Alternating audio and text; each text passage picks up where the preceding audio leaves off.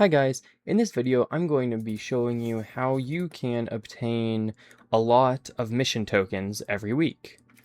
So you will be getting the bulk of your mission tokens every week if you're doing a medium amount of grinding from your missions.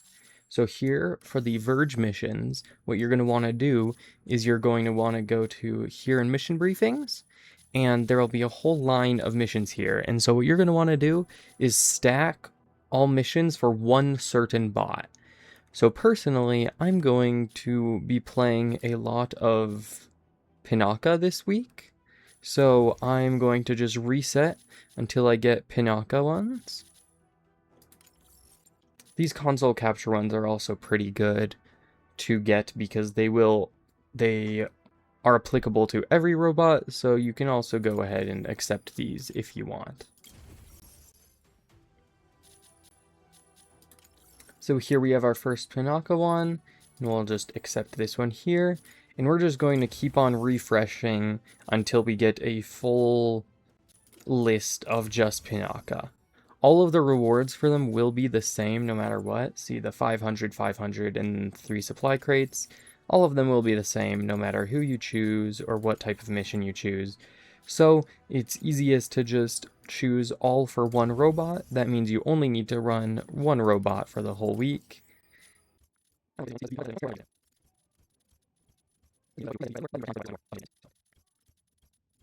It's actually taking me much longer than it usually does to find the one. And as I say that, I find my 6th one. So you are able to get up to 6 missions every week. And once you get these 6 missions, if you complete them at all, you're not able to replace them anymore. So make sure you get the 6 that you want to be doing. If you, for example, keep not getting certain maps, like this one, I need to get Palm Bay Harbor or Longman Launch Site, so this one might be pretty tough to do, because I might need to keep on reloading the game over and over, going into a bunch of matches before I can get it. So the robot-specific ones are usually a little bit easier to complete, because they're usually just for kills and that type of stuff, and are not map-reliant as much. But what I was saying is that you could just replace this one for a different one if you so desired. So now the second quests that you're going to want to do are these Mashmac missions. These are pretty easily completable in about an hour and a half if you have like a group or a party with you. So completing missions in Mashmac, ideally this just takes you the 3 runs. You cannot complete it any faster than 3 runs, unfortunately. But hopefully you can just get it done in the 3 runs to get it done.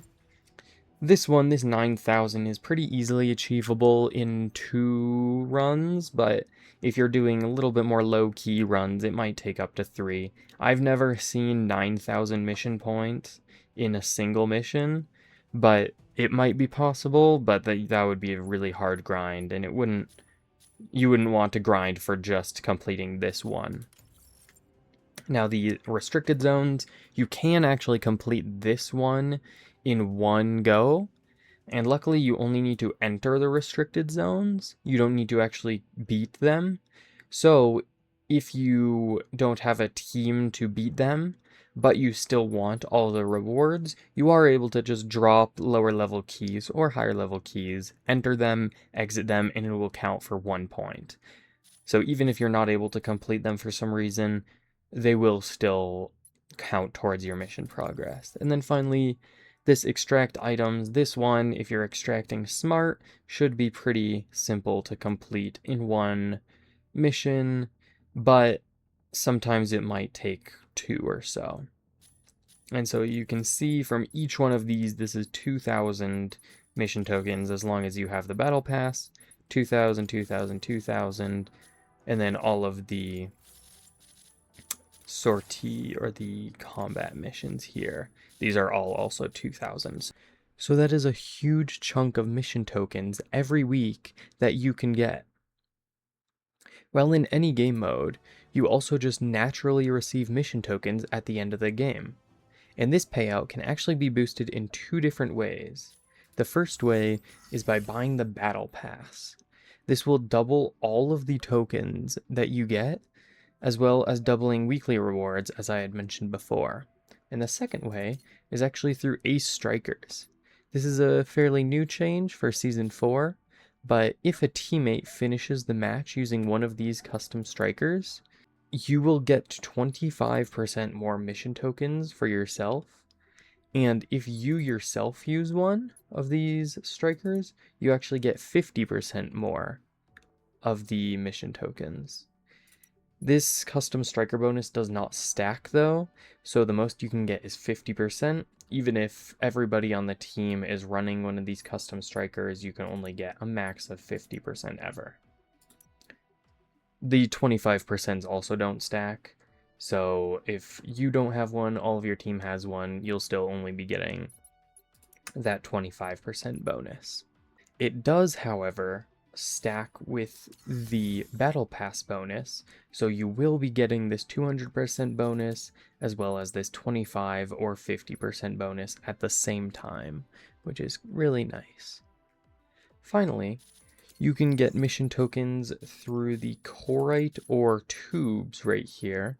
There are 6 rarities, and mainly you can find them in Mashmac, but they're also given out as rewards in the Spectral Nexus, or you can buy them for Corite right in the marketplace here. And I'm going to add this bit here just to be thorough. There are actually a couple more ways to get these mission tokens, though they're not especially helpful. The first way you can get these mission tokens is after routine maintenances like this, or after like big seasonal updates. The devs, you will usually send out mission tokens through the mail, although it is worth it to note they do not count towards your seasonal total, and that seasonal total is your battle pass right here. So they will not count towards this amount, but they will be just in your account so that you can, for example, buy things from the general store here.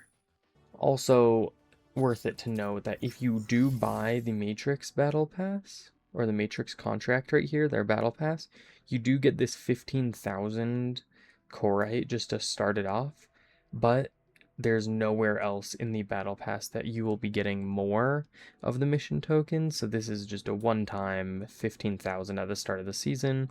It's kind of nice, it'll give you enough to buy a new striker. So in conclusion, these are all the main ways to get mission tokens in Mecha BREAK. Hopefully I was able to teach you something you didn't know before. Comment down below if you learned something new. Don't forget to drop a like or subscribe for the algorithm. It really helps me out, and I would greatly appreciate it. Thanks again for watching, and if you're interested in more in-depth guides like this one, you might be interested in one of the other videos on screen right now.